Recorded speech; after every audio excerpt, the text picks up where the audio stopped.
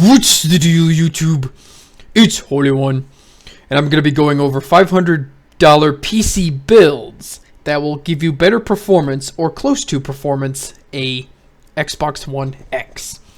So let's go over the first list we have. We have the AMD Ryzen 2200G, which also has a built-in processor, but we're going to throw a GPU in there because this is a 4-core dedicated processor, which destroys the Xbox One CPU since that CPU is terrible. It also has an ASRock Pro full ATX motherboard, 8 gigabytes of RAM, which is the standard you need, a 1 terabyte internal hard drive, and an RX 570 at 4 gigabytes of VRAM, as well as the Cooler Master mid tower and a 550 watt power supply, coming in right under $500. This will be a great build for content creators, as this gives you plenty of storage with the 1 terabyte, and the 570 is a beast of a card for 1080p gaming, and you can get native 4K 30 frames per second on this card, whereas the Xbox is checkerboarding most of its 4K.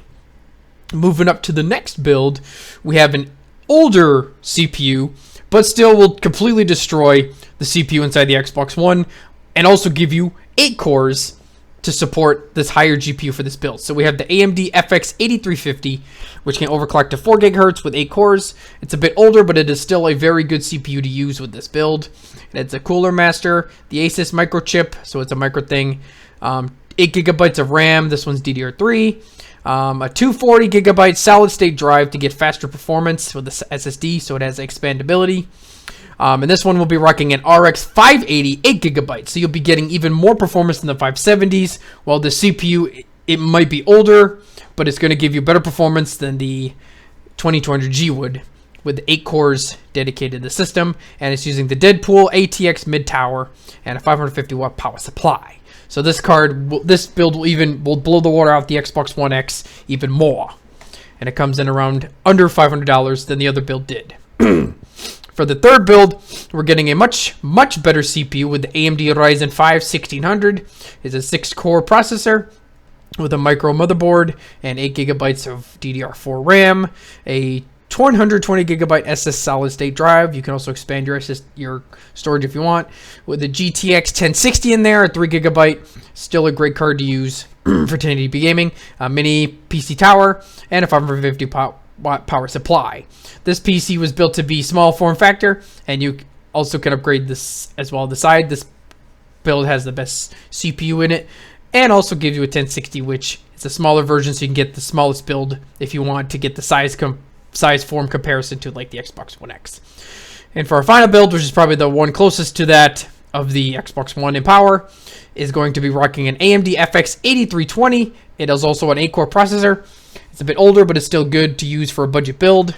It's got a Cooler Master, Asus micro motherboard.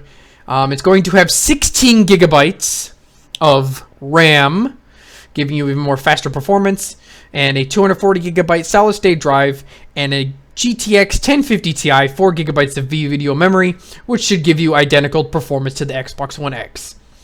And a Roswell micro tower case, as well as a 50 power supply. So it comes around $510, but you can form in tax around the Xbox One if you wanted to do that. So these are going to be the 4 builds I got for you guys. For $500, you can destroy the Xbox One X in comparison. If I had to rank them, this build would give you power equal to the Xbox One X.